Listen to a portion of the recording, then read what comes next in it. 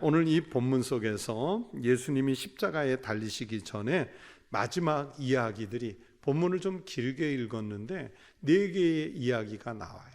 그러나 다 연결되어 있기 때문에 제가 이게 중간에 자를까, 근데 좀 자르면 또 그 맥락이 끊어질까, 이렇게 해서 고민을 하다가 좀 길지만 이 연결되는 이 4개의 말씀을 함께 전해야겠다 해서 준비를 했습니다.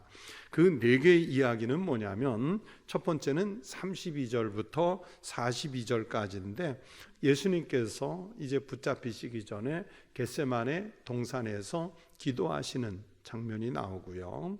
그리고 두 번째는 43절부터 50절인데 이제 예수님께서 대제사장과 서기관과 장로들이 보낸 무리에 의해서 체포가 되셔서 소위 말하는 끌려가는 그런 내용의 말씀입니다. 그리고 51절, 51절 이 세 번째 이야기는 2절밖에 안 되는 매우 짧은 얘기지만, 한 청년이 자기가 무리에게 예수님을 따라가다 붙잡히게 되니까 자기가 더 감싸고 있던 그 베옷을 벗어버리고 벗은 몸으로 도망을 치는 그런 내용이 나옵니다. 그리고 마지막 4번째는 53절부터 65절까지 예수님이 공회 앞에 끌려가셔서 그들 앞에 서서 재판을 받으시는 그런 내용으로 이 본문이 4개의 이야기로 구성이 되어 있습니다. 그래서 오늘은 그 4개의 이야기를 한 단계씩 가면서 말씀을 우리가 묵상해 보려고 합니다. 첫 번째 32절부터 42절, 예수님께서 붙잡히시기 전에 겟세마네 동산에서 기도하시는 장면이라 말씀드렸지 않습니까? 아주 유명한 장면이지요. 오늘 본문 이전에 유월절 식사, 즉 마지막 만찬 또는 최후의 만찬이라는 이름으로 불려지는 예수님께서 우리들에게 제정해 주시는 성만찬을 하는 그런 내용의 말씀이 나옵니다. 그리고 그 식사를 다 마친 후에 제자들과 함께 겟세마네 동산으로 가셔서 밤이 매우 깊어지도록 기도하시는 것이 바로 오늘 본문의 내용이지요. 그런데 오늘 본문에 보면 동산 근처에서 제자들이 머물게 하셨고, 가까이 예수님 기도하시는 그 장소의 가장 가까이에는 가장 늘 가깝게 여겼던 제자들 베드로와 야고보와 요한, 이 세 사람을 동행하셔서 가셨습니다. 그 거리가 얼마나 가까운 거리였냐면, 예수님께서 속으로 기도하시는, 입으로 소리내서 기도하시는, 막 예수님이 고함을 쳐가면서 기도하지는 않으셨을 거거든요. 우리가 보통 기도하듯이 조곤조곤 기도하시는 그 작은 목소리가 들릴 정도의 거리였습니다. 제가 가서 실측해 본 것도 아닌데 어떻게 이렇게 얘기를 하냐고요? 누가복음 22장 41절에 보면 그 기도하시는 장면, 오늘 본문에는 안 나와 있는데 누가복음엔 이렇게 나와 있어요. 그들을 떠나 돌 던질 만큼 가서 무릎을 꿇고 기도하여. 자, 돌 던진 만큼의 거리라고 하니까 뭐 예수님이 야구 투수 던지듯이 확 던져서 저 멀리 떨어진 거기에 제자들을 두고 가셨을까요? 그런 뜻이 아니에요. 이것이 어느 정도 거리냐면, 돌멩이 작은 거 하나 들어서 툭 던져서 똑 떨어질 만한 거리. 그러니까 뭐 한 4, 5m, 5, 6m, 길면 7, 8m 요 정도 가까운 거리. 그래서 이렇게 조곤조곤 대화를 해도 될 정도의 거리. 그러니까 예수님이 작은 소리로 기도해도 관심을 끌고 그러니까 좀 신경을 세우면 충분히 알아들을 수 있는 거리. 그래서 예수님께서 기도하시는 내용을 들었기 때문에 이렇게 복음서에 그 내용들이 남아 있을 수 있었던 거지요. 돌 던질 만큼 가까운 거리에 무릎 꿇고 기도했다 그랬어요. 이 겟세마네 동산, 왜 하필이면 예루살렘 성 쪽에 계시다가 겟세마네 동산에 가서서 기도하셨을까? 매우 가깝거든요. 이 겟세마네라는 뜻은 원래 올리브, 동산이라는 뜻을 가지고 있어요. 그래서 지금도 예루살렘에 가면 이 겟세마네 동산 가는 길에 왜 그 도로 교통 표지판이 있지 않습니까? 그래서 히브리어로 겟세마네 써 있지만은 영어로는 올리브 마운틴 또는 마운틴 올리브 동산이라고 이렇게 써 있는 것을 쉽게 볼 수 있습니다. 예루살렘 성문에서 약 1 내지 1.5km 정도 떨어진 아주 가까운 거리인데 제가 사진을 하나 보여드릴게요. 이 사진이 2장의 사진인데 사실은 이렇게 서로 마주보고 있는 거예요. 저쪽 황금 돔 있는 데서 바라보면 올리브 동산이 보이고 올리브 동산에 서서 저 맞은편을 보면 또 저 황금 돔이 보여요. 황금 돔 밑에가 이제 예루살렘을 예전에 출입하던 그런 문이 있고 저 황금 돔과 올리브 겟세마네 동산 사이에는 골짜기가 하나 흐르는데 그 골짜기가 그 기드론 골짜기라고 성경에 자주 등장하는 기드론 골짜기예요.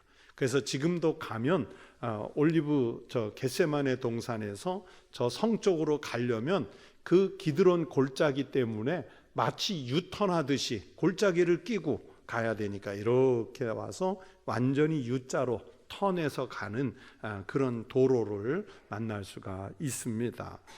그래서 지금도 이렇게 사진으로 보는 것처럼 저 옆에 보이는 교회가 만국교회라는 교회인데 그 만국교회 옆에는 수령 2000년이 넘는 올리브 나무가 있어요. 감람나무가. 그런데 옛날에 저희들이 자주 몇 번 갔을 때는 이 나무가 예수님을 목격했겠다 그러면서 사람들이 하도 만져가지고 반질반질했는데 너무 많은 사람이 만지니까 몇 년 전 2019년인가 마지막 갔을 때 보니까 울타리를 쳐놨더라고요. 이제는 만지지 말라고 울타리를 쳐서 그때는 못 만지고 왔어요. 그만큼 그 올리브 나무가 감람나무가 저 동산에 지금도 많습니다. 그리고 예수님께서 기도하신 장소가 저 지금 하얀 교회가 있는 그 만국교회가 있는 그 자리로 추정을 하는데 예수님께서 기도하셨을 것으로 추정되는 그 넓은 바위도 있고 그런데 그 자리에 뭐가 있었을 것으로 추정을 하냐면 차규기 그 왜 기름 짜는 거 있잖아요. 들기름 짜고 참기름 짜는 그거를 차규기라고 그러잖아요. 그런데 저 지중해를 끼고 있는 사람들은 다 올리브 기름을 먹잖아요. 올리브 오일. 그 올리브 오일을 짜내는 차규기가 있던 자리가 저 근처였을 것이다. 그래가지고 이 차규기가 원래 히브리어로 겟세마네예요. 그래서 여기에 기름 짜는 도구가 있었을 것이다. 그렇게 추정을 하고 있어요. 그래서 이곳에서 이름이 짜내는 그 이름을 갖고 있지 않습니까? 그런데 오늘 성경 말씀 속에 보면 예수님이 땀을 짜내시잖아요. 예수님이 피를 짜내시잖아요. 이름이 참 절묘해요. 겟세마네. 얼마나 힘들게 기도하셨는지 누가는 이 장면을 이렇게 표현을 했어요. 예수께서 힘쓰고 애써 더욱 간절히 기도하시니 땀이 어떻게 됐어요? 땅에 떨어지는 핏방울 같이 되더라. 이게 과학적으로 가능할까?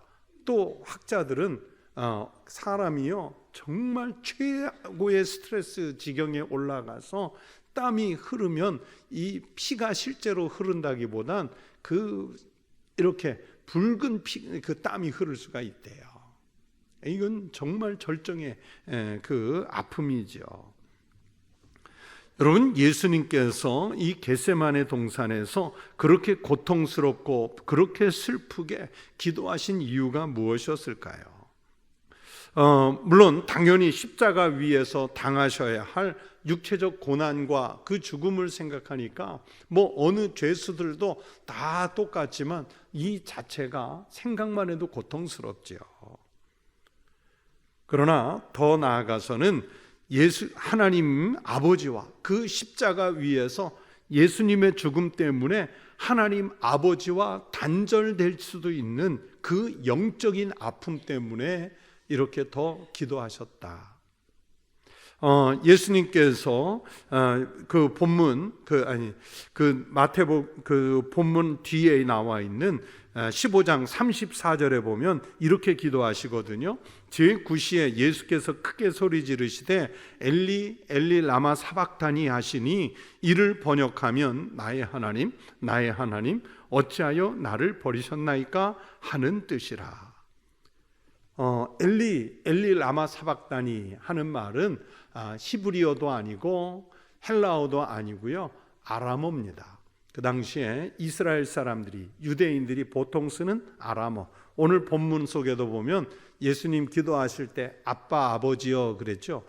이 사람들도 아빠라는 말을 쓰네, 엄마라는 말을 쓰네. 이 아람어가 아버지가 아빠예요. 그러니까 아빠 아버지.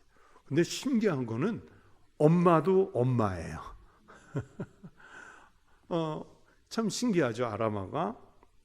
이 아람어로 엘리 라마 사박다니 하시니 이 말을 번역하면 나의 하나님 어찌해서 저를 버리십니까? 이렇게 아버지와 단절되는 것 같은 영적인 아픔을 겪으실 생각을 하니까 더 땀이 피가 되도록 기도하셨던 것입니다. 그렇게 고통스러움을 느끼셨지만 그럼에도 불구하고 예수님은 자기의 뜻이 아니라 하나님 아버지의 뜻대로 하시도록 맡기셨습니다. 본문 36절에 보면 이르시되 아빠 아버지여 아버지께는 모든 것이 가능하오니 이 잔을 내게서 옮기시옵소서. 그러나 나의 원대로 하지 마시고 누구의 원대로? 아버지의 원대로 하십시오. 아버지의 원대로 하십시오. 하나님 아버지는요, 모든 것이 가능하신 전능하신 하나님이신 줄로 믿습니다. 그래서 아버지가 마음만 먹으시면 나의 원이 뭐냐? 예수님 지금 원하시는 원이 뭐냐? 십자가를 할 수만 있으면 피하고 싶으신 그게 예수님의 원이었습니다. 하지만 자기의 원대로가 아니라 하나님 아버지의 뜻을 이루는 것이 최선임을 아셨기 때문에 내 원대로 하지 마시고 하나님 아버지의 원대로 하십시오 하고 맡겨드렸습니다. 예수님이 그렇게 슬픔과 고통 속에서 기도하실 때 그러면 제자들은 어떻게 하고 있었을까요? 야, 예수님 저렇게 고통스럽게 저렇게 슬퍼하며 기도하시니까 나는 뭐 도와드릴 거는 없고 지금 옆에서 기도를 열심히 해서 힘내시도록 중보기도 해야 되겠다. 그렇게 제자들이 착한 마음을 먹고 있었나요? 지금 뭐 하고 있습니까? 태평스럽게 잠을 자고 있어요. 예수님 그 옆에 저렇게 기도하시는데 옆에 잠을 자고 있다. 이 장면을 보면 항상 내 일이 아니라 누구 일이에요? 남 일이에요. 내가 직접 겪는 고통이 아니라 남 일이에요. 남 일. 지금 예수님이 왜 저렇게 기도하셔야 되는지 그 사태의 심각성을 전혀 모르고 있습니다. 그러니 오늘 본문 앞에서 너희들이 나를 팔리라, 너희들이 오늘 나를 모른다고 할 것이다, 이런 말씀을 들었을 때 아닙니다. 주님을 위해서라면 저의 목숨도 버리겠습니다 하는 이 호언 장담이 얼마나 허풍인지 몰라요. 허풍이었습니다. 바로 이런 내용이 이 첫 번째 이야기에 흐르고 있죠. 여러분, 그렇다면 바른 기도, 하나님이 기뻐하시는 기도가 무엇인지를 오늘 예수님의 기도와 또 제자들의 태도에서 우리가 배울 수 있습니다. 우리가 무엇이든 기도할 수 있어요. 내 건강을 위해서, 가족들을 위해서, 또 재물을 위해서, 가정에 또는 사업에 여러 분야들을 놓고 무엇이든 기도할 수 있어요. 그러나 진짜 기도는 뭐냐? 기도는 무엇이든지 할 수 있지만 이루는 모든 결과는 하나님의 온전하신 뜻에 맡겨야 할 줄로 믿습니다.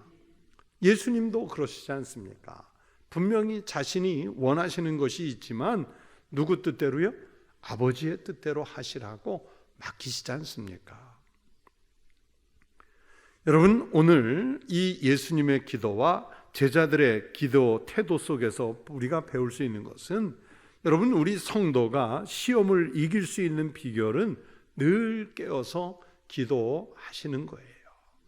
여러분, 예수님이 오늘 이 십자가 앞에 두고 겟세마네 동산에서만 기도하셨을까요? 각동 각처에 다니시면서 말씀을 가르치고 또는 이적을 행하시고 무리와 헤어진 다음에 따로 산에 올라가셔서 아니면 밤이 맞도록 기도하시는 내용들이 성경에 종종 등장하지 않습니까? 창조주이시고 전능하시고 만물을 직접 통치하시는 우리 예수님도요, 하나님 아버지의 뜻을 구하려고 그렇게 기도하셨어요. 그리고 마지막에 이 십자가 시험을 이기시기 위해서도 하나님 앞에 그렇게 기도하셨어요. 그러면 예수님이 기도하셨는데 우리가 어떻게 기도하지 않고 이길 수 있겠습니까? 그래서 성도가 시험을 이길 수 있는, 아니 십자가보다 더한 고통이 올지라도 이길 수 있는 비결은 늘 깨어서 기도하는 것인 줄로 믿습니다.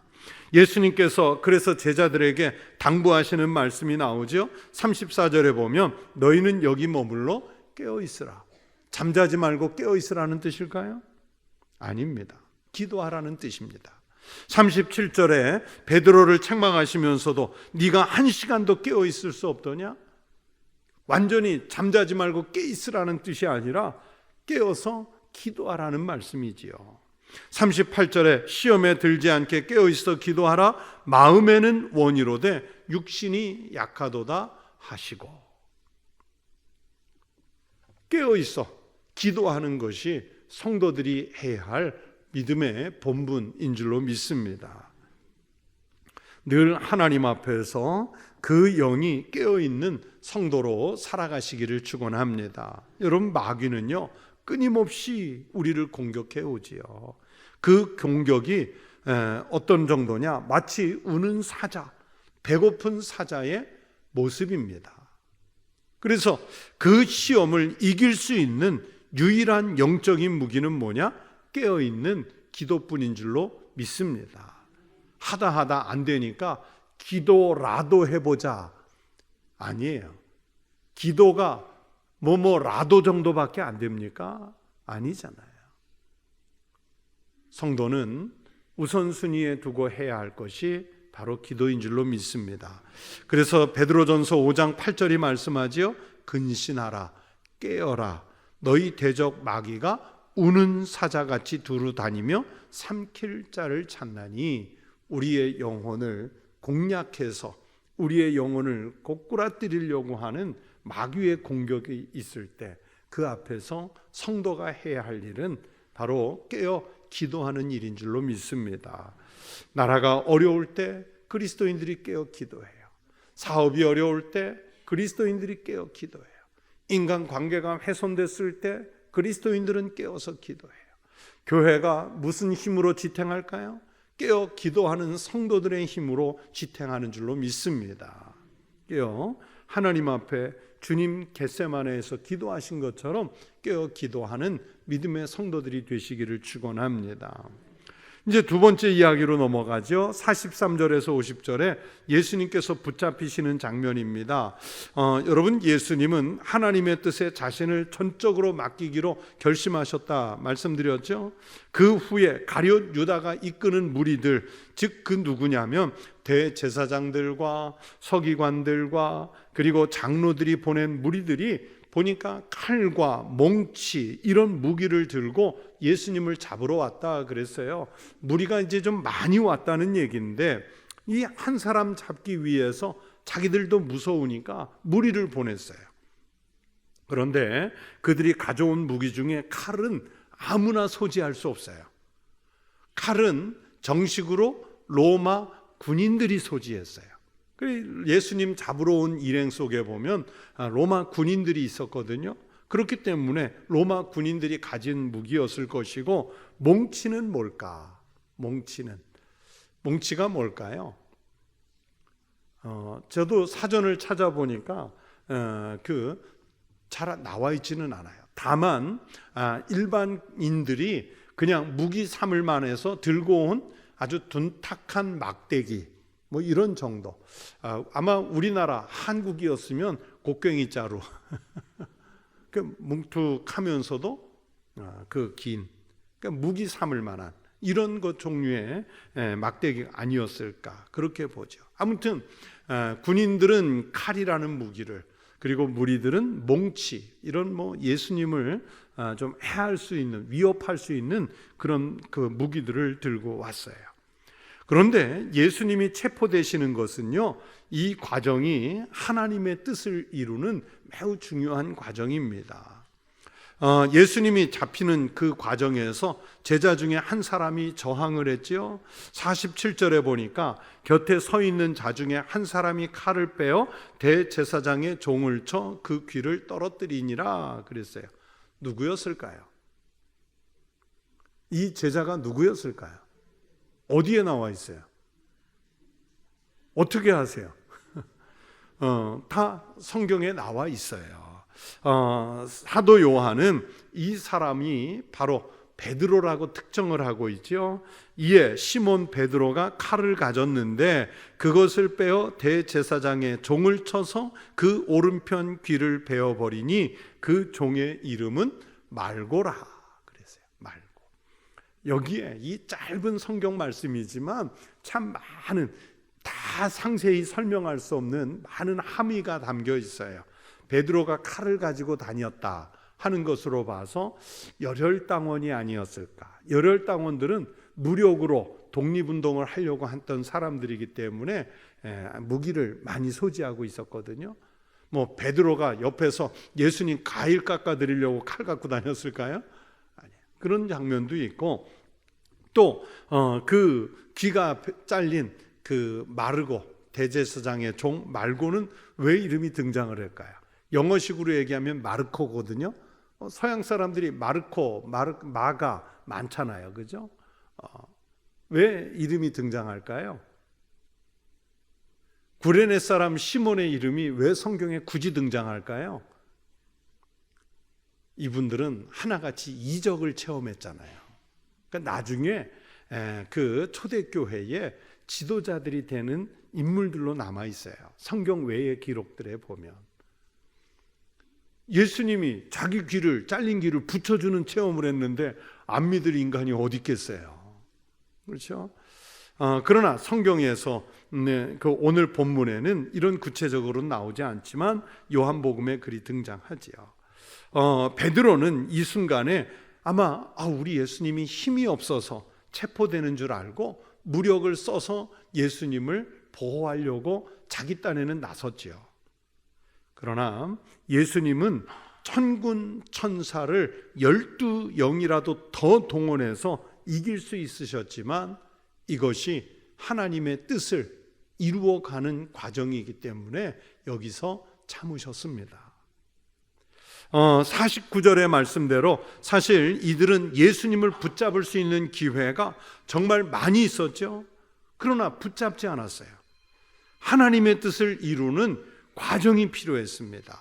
그래서 예수님도 49절 끝자락에 이렇게 말씀하지요. 이는 성경을 이루려 함이라. 예수님이 붙잡히시는 이 과정이 그 전에 붙잡힐 수 있었는데도 안 붙잡히신 이 과정이, 지금 붙잡히는 이 과정이 성경을 이루려 함이라. 성경을 이루어 가시는 과정으로 등장을 합니다. 하나님의 뜻을, 이런 뜻을 미처 모르는 가룟 유다는 오늘 본문에 보니까 예수님을 향해서 랍비여 하고 다정하게 부르면서 다가왔지만 결국은 예수님을 팔았어요. 또 베드로는 인간적인 혈기를 가지고 예수님을 보호하려고 했지만 보호하지 못했어요. 믿음이 있다고 하면서 예수님을 팔아넘기는 자, 또 인간적인 혈기, 자기의 뜻, 자기 방식대로 하나님의 일을 열심히 하는 것은 여러분 예수님을 파는 행위입니다. 여러분 오늘날 예수님을 누가 팔아넘기는 줄 아세요? 교회 밖에 있는 사람들이? 아니요. 그들은 예수님에게 대해서 별로 관심이 없어요. 제가 말씀드렸죠. 예배당에 와서 혈기 부리는 사람들, 자기의 뜻을 고집하는 사람들, 자기 방식대로 하나님의 일을 한다고 열심내는 사람들, 그들이 바로 예수님을 파는 사람들이에요. 오늘날도 예배당에서 예수님은 무수히 팔립니다. 얼마나 많은 가룟 유다, 얼마나 많은 베드로가 이 예배당 안에 있겠습니까? 여러분, 하나님 나라는 혈기와 육신으로는 될 수 없습니다. 그래서 사도 바울은 고린도전서 15장 50절에서 이리 말씀하지요. 혈과 육은 하나님 나라를 이어받을 수 없고, 그래서 혈기로 육의 힘으로 하나님 나라 이루지 못해요.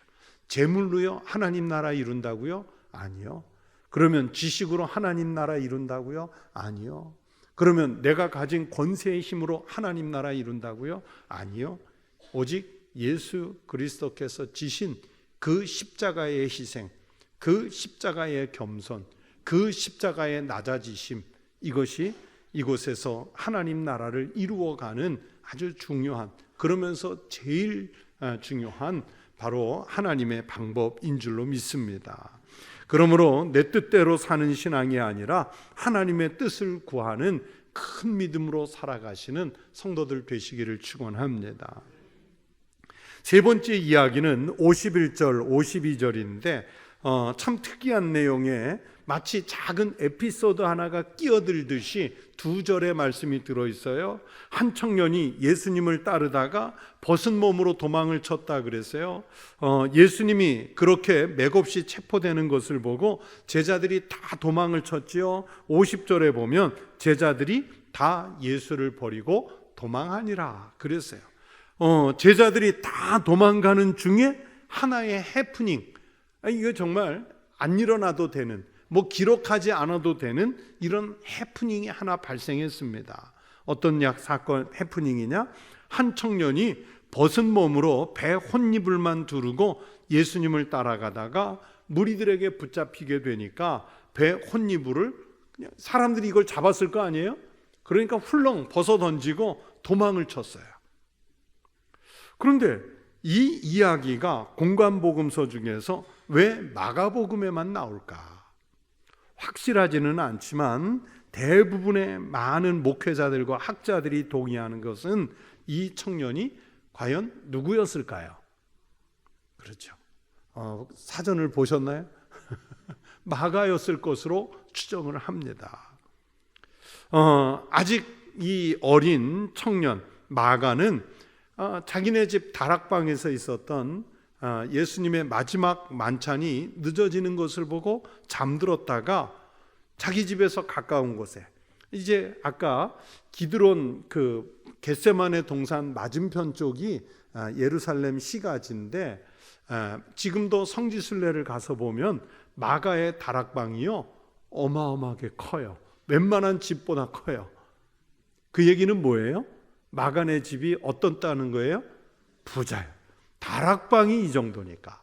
그리고 그 근처가 다 예루살렘 다윗 왕궁이 있고 대제사장의 집들이 있고 또 서쪽 성벽이 가깝고, 소위 말하는 부자들, 귀족들만 사는 동네가 이 동네였단 말이에요. 그러니까 가까이에서 막 사람들이 웅성웅성대고 소란스러우니까 뭔 일이 일어났나 보다 하고 잠결에 그냥 혼이불 하나만 두르고 나온 것으로 추정을 해요. 그런데 이 배 혼이불이 어떤 혼이불이냐? 헬라어 원문으로 보면 신돈이라고 돼 있어요. 이게 뭐냐면 세마포예요. 세마포. 신돈이 세마포예요. 이 세마포는 수입품이고요. 거의 예루살렘에서만, 그 수입품 중에서도 예루살렘에서만 소요되는 아주 가격이 비싼 그런 거예요. 예수님 그 감쌌던 그 세마포, 그래서 오히려 같은 무게로 따질 때 거의 금값이에요. 그만큼 비싼 것이 이 신돈이에요. 이 마가가 부잣집 청년이었기 때문에 이 세마포, 신돈을 두르고 나올 수 있는 사람은 예루살렘에 그렇게 흔치 않거든요. 유대인들은 거의 없어요. 그러니까 부자 청년이었다는 것을 이 본문이 알려주지요. 마지막 만찬이 그 마가의 집에 있었죠. 또 사도행전 2장에 보면 오순절 성령 강림하실 때 그 120명의 성도가 누구네 집에 있었어요? 마가의 다락. 베드로가 감옥에 있다가 천사가 옆구리 쳐서 나온 다음에 제일 먼저 찾아간 집이 어디예요? 마가네 집이잖아요. 그 얘기는 마가네 집이 큰 집이었고 100몇십 명이 모여도 될 만한 집이었어요. 그런데 성경에 등장하는 마가의 삼촌 또 한 분이 등장하지요. 누굴까요? 바나바. 마가는 바나바의 생질이에요. 그러니까 바나바는 또 부자였잖아요. 그래서 그 많은 재산을 교회에 헌금한 것으로 유명하지 않습니까? 그러니까 집안 자체가 그런 집이었어요. 자, 이 장면을 굳이 삽입한 이유는 제자들 다 도망쳤죠. 그리고 예수님 어떻게 되나 옆에서 따라가던 자기까지도 다 도망쳤어요. 혼비백산 도망쳤어요. 이걸 강조하는 거예요. 여러분, 우리가 예수 잘 믿는다, 주님 뜻대로 살겠다 아무리 다짐하지만 과연 내 인생에 정말 위험한 순간이 왔을 때, 어쩌면 내가 목숨까지 내놓아야 할지도 모를 그런 위기를 만났을 때도 예수를 포기하지 않고 도망가지 않고 내가 주님을 따를 수 있는지 우리의 신앙을 살펴볼 필요가 있습니다. 제가 성지순례 다니면서 늘 감동이 오는 곳 중에 하나가 그 성경 7교회 중에 하나인 서머나라는 곳에, 터키의 서머나에 가면 요즘은 이렇게 성지순례 오는 분들에게 문을 잘 개방을 안 하는데 예전에 갔을 때 보면은 거기에 인상 깊은 그림이 하나 있어요. 이 폴리갑, 그 사도 요한의 제자인 폴리갑 교부가 속사도라고 그러죠. 그분이 거기에 서머나에서 목회를 했는데 로마의 박해가 심할 때 어떤 일이 있었냐면 수십 명의 그리스도인을 그 추운 날, 막 물이 꽁꽁 어는 추운 날 웅덩이에 집어넣어서 동사를 시키는 거예요. 얼려 죽여요. 그런데 로마 군인들이 옆에 서 있거든요. 그러면서 지금이라도 예수를 부인하면 그 웅덩이에서 나올 수 있다 그러는데, 그 이야기를 듣고 그 초대교회 교인 중에 하나가 웅덩이에서 나와서 로마 군인 쪽으로 걸어가요. 그런데 반대로 로마 군인 쪽에 있던 한 사람이 그 사람들이 얼음 속에 얼어가고 있는 곳으로 걸어가는 그림이에요. 자, 이 사람은 예수를 부인하고 나왔어요. 그러면 얼어 죽는 자리로 옷을 벗고 걸어가는 이 사람은 누굴까요? 로마 병사입니다. 로마 병사가 초대교회 성도들이 저렇게 목숨이 죽어가면서도 예수를 부인하지 않는 그 신앙 고백에 감동해서 저런 예수라면 나도 믿겠다 하고 자기의 군복을 다 벗어놓고 그 그리스도인들이 순교하는 곳으로 걸어 들어가는 그림이에요. 저는 그 그림을 몇 번 볼 때마다 어떤 감동이 들었냐, 나는 저 죽음의 자리에 걸어갈 수 있을까?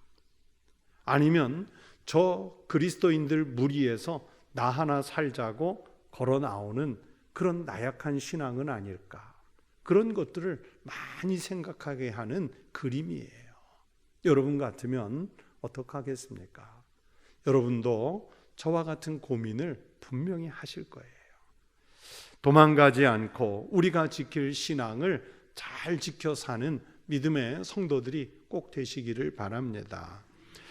이제 마지막 53절에서부터 이제 65절인데 예수님이 붙잡히셔서 공회 앞에서 재판을 받으시지요. 이 공회는 산헤드린 공회라고 하고 또는 70인 공회라고도 해요. 각 지파에, 이스라엘이 몇 지파지요? 12지파잖아요. 그 각 지파 12지파에서 우리로 말하면 대표자, 마치 국회의원 인구수에 따라 보내듯이 각 지파에서 6명씩. 자, 빨리 계산하세요. 6 곱하기 12 몇 명이죠? 그런데 이스라엘 사람들은 항상 10은 만수예요. 꽉 채워지는 수예요. 그래서 72인 공의회라고 하지 않고요, 70인 공회라고 이렇게 이름을 붙였고요. 구약 성경, 히브리어로 되어 있는 구약 성경을 각 지파 대표 6명씩 모여서 얌니아라는 곳에서 번역 작업을 했는데, 그 성경을 헬라어로 번역한 그 성경을 70인역이라고 그래요. 72인역 그렇게 하지 않아요. 70인역. 바로 이 70인 공의회죠. 이 70인 공의회는 입법, 사법, 집행 이런 행정권을 갖고 있는 아주 막강한, 유대인들의 어떤 자치기구로서는 가장 막강한 권한을 갖고 있습니다. 오늘날 우리나라 국회에 민주당이 갖고 있는 권세보다 훨씬 셌어요. 요한복음 18장 12절 이하에 의하면 예수님이 전임 대제사장 안나스에게 먼저 신문을 받아요. 오늘 본문에는 안 나오지만, 그리고 당시 대제사장이며 산헤드린 공의회 당연직 의장인 가야바의 집으로 또 끌려가서 또 재판을 받아요. 그런데요, 이 재판 과정에서 원래 공의회는 해가 있는 낮에 열리는 것이 불문율입니다. 어두웠을 때, 해가 없을 때, 새벽에 모이는 것은 불법이에요. 그러니까 지금 예수님 재판하는 이 무리들은 비밀리에 모였어요. 물론 다 소문은 났지만 아무튼 불법으로 모였어요. 그리고 거짓 증인까지 미리 불러온 상태죠. 무슨 뜻입니까? 빨리 신문을 끝내고 빨리 재판도 끝내고 예수님을 신속하게 죽이려는 의도가 다분히 들어 있습니다. 그런데 보니까 재판 과정에 증인들의 말도 안 맞고요. 그러다 보니까 꼬투리 잡아서 결국 예수님을 사형할 명분을 삼은 죄가 뭡니까? 신성 모독죄였어요.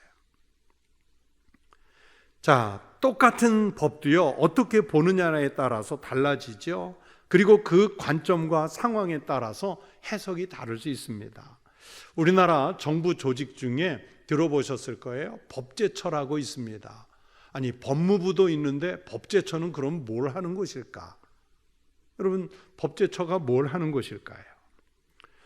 이 법제처는 정부가 법을 바르게 집행하는지 늘 체크하는 부서예요. 오늘 국무회의는 제대로 열렸는지, 아니면 공문을 보냈을 때 그게 법에 맞는지, 또 정부를 경영하면서 필요한 법이 있으면 국무회의나 또는 국회에 법안을 제안하는, 정부를 대표해서 법안을 제안하는 그 정부 부처가 법제처예요. 그런데 법제처 중에 또 중요한 일이 뭐가 있냐면, 법을 뭐 하나 정부가 집행하려고 할 때 그 법이 어떻게 해석해야 되느냐, 이걸 유권 해석이라고 그러잖아요. 그 유권 해석을 해서 국무위원과 정부에 제공해 주는 부서가 법제처예요. 여러분, 사람은요, 같은 말을 해도 듣는 사람에 따라서 해석이 달라요. 법에 이렇게 돼 있는데 이거 해석이 또 다 다르거든요. 유권 해석이 달라요. 하나님 말씀도 그렇습니다. 자, 똑같은 예수님에 대한 설교를 들었는데 베드로의 설교를 듣고는 3,000명이 회개를 했어요. 그런데 스데반 집사님의 설교를 듣고는 사람들 마음에 분이 일어났어요. 그래서 예수님을 그 스데반 집사를 가운데 놓고 투석형 돌팔매질로 죽이는 형을 집행하지 않습니까? 그럴 것처럼 예수님의 말씀이 모든 사람에게 생명을 주는 것이 아니에요. 해석이 필요합니다. 마치 법을 해석해 주듯이 해석이 필요해요. 자, 같은 입장에 이제 다른 입장에 놓고 볼 때 바리새인들을 비롯한 사람들에게는 엄청난 기득권의 위협이 됐죠. 예수님이 기적을 행하고 예수님이 하나님 나라를 가르치는 것이 바리새인, 서기관, 율법사들의 귀에는 거슬렸어요. 반면에 군중들은 어떻습니까? 로마로부터 해방시킬 왕을 기대하게 만들어줬던 분이 예수님의 가르침이에요. 그러나 여기에서 제일 중요한 건 뭐냐면 하나님의 목적은 나를 포함해서 인류를 죄에서 구속하시기 위해서 예수님을 보내셨다는 사실을 해석으로만이 아니라 믿는 우리 믿음의 성도들이 되시기를 바랍니다. 하나님이 세상을 이처럼 사랑하사 독생자를 주셨으니 이는 그를 믿는 자마다 멸망하지 않고 영생을 얻게 하려 하심이라. 이게 바로 주님의 목적이에요. 요한복음 14장 6절에 내가 곧 길이요 진리요 생명이니 나로 말미암지 않고는 아버지께로 올 자가 없느니라. 바로 이게 예수님께서 십자가에 달리신 그리고 재판을 받으시는 그리고 십자가에서 부활하신 바로 그 목적이 이 말씀 속에 있어요. 이렇게 진리는 하나지만 그 진리에 대한 해석은 각자의 마음에 따라서 다르게 봅니다. 인간적인 시각으로 보는 사람, 신앙적 시각으로 보는 사람.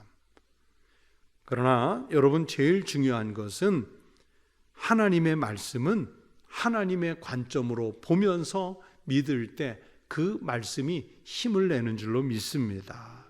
이 본문 속의 거짓 증인들은 예수님을 올가슴에서 죽이기 위해 각자의 생각을 말하니까 안 맞는 거예요. 일치가 되지 않아요. 진리가 아니기 때문에 틀릴 수밖에 없습니다. 그러나 우리는 예수님의 말씀을 믿음으로 받고 믿음으로 듣고 믿음으로 보고 믿음으로 살 때 이 십자가의 은혜가 우리에게 힘이 될 줄로 믿습니다. 그래서 그 말씀 본문의 맨 끝자락 60절부터 65절에 보면 많은 증인들의 거짓 고발이 있었지만 예수님은 침묵하시죠. 그들은 제대로 된 증거를 제시하지 못했어요. 대제사장 무리들이 조급해지기 시작하니까 대제사장이 직접 신문하죠. 이걸 이제 유도성 질문이라고 그래요. 증거를 만들기 위해서 자백을 유도하는 거죠. 근데 예수님이 대답을 안 하세요. 침묵해요. 대부분의 사람들은 그런 질문을 받으면 죄가 없다면서 스스로 변론하려고 하죠. 그런데 예수님은 이미 본문 앞에 36절에서 고난의 잔을 마시기로 작정을 하셨지 않습니까? 하지만 증인들의 잘못된 진술에 대해서 견해를 요구받지요. 그러나 여전히 침묵하세요. 트집을 잡으려는 제사장에게 기회를 주시지 않았습니다. 61절 대답이 없으신 것은 바로 이사야 53장 7절을 이루시려는 뜻이 담겼습니다. 그가 고통을 당하여 괴로울 때에도 그 입을 열지 아니하였음이요. 이렇게 예언이 돼 있어요. 그러자 대제사장이 마지막 본질적인 질문을 하지요. 네가 찬송받을 이의 아들 그리스도냐? 하나님의 아들이냐? 당신이 예언된 메시아냐? 이런 질문이죠. 그랬더니 예수님이 62절에 뭐라고 대답하십니까? 내가 그니라. 마태복음에서는 뭐라고 대답했냐면 네가 말하였느니라. 그러니까 예수님은 그러면 지금까지는 침묵하시다가 왜 이 질문에 대답하셨을까? 이것은 본질적인 문제였기 때문에 답을 확실히 해 주신 거예요. 이 사람들은 이 대답을 믿지 않았죠. 오히려 예수님이 내가 찬송받을 하나님의 아들이다, 내가 그리스도다, 내가 메시아다, 그러니까 신성모독으로 예수님을 처리할 명분을 드디어 찾았습니다. 예수님도 알아요. 이 말이 예수님을 어떤 죄로 올가맬지를 분명히 아세요. 그러나 내가 그리스도이시라는 것은 십자가를 무서워서가 아니라 분명한 본질의 문제이기 때문에 밝히셨습니다. 예수님의 이 답을 듣고 63절에 보면 대제사장이 자기 옷을 찢으며 더 이상의 증인은 필요하지 않다고 말하지요. 여러분, 예수님의 이 모습 속에 우리는 무엇을 찾습니까? 생명의 어떤 위기 앞에서도 부정하지 말아야 할 것이 있습니다. 우리가 흔히 말하지요. 목에 칼이 들어와도 부정하지 말아야 할 말씀이 있어요. 이것이 우리 그리스도인들에게 있어서는 생명의 문제이고 신앙의 문제입니다. 그렇기 때문에 예수님이 십자가를 앞에 두고도 내가 그니라 네가 말하였느니라 이렇게 답하신 것처럼 우리 성도들도 어느 곳에서나 어떤 상황에서도 내가 예수님의 제자가 되었다는 신앙을 놓지 말고 고백하고 신앙의 고백대로 살아갈 수 있는 모든 믿음의 성도들이 되시기를 우리 주님의 이름으로 축원합니다. 기도하겠습니다. 하나님 아버지, 감사합니다. 저희들이 예수 그리스도의 십자가의 길 바라보면서 우리는 어떤 신앙의 위기를 맞았을 때라도 또 세상으로부터 우는 사자와 같이 공격을 받을지라도 흔들리지 않는 큰 믿음, 담대한 믿음, 용기 있는 믿음을 갖고 살게 하여 주시옵소서. 이 시간 주님께 귀한 예물을 드린 손들이 있습니다. 11조 예물과 감사의 예물, 선교의 예물, 또 다양한 예물을 주님 앞에 드렸사오니 주님 이 예물을 받아주시고 드린 손들 위에 그 가정 위에 복을 내려 주시옵소서. 예수님 이름으로 기도하옵나이다. 아멘.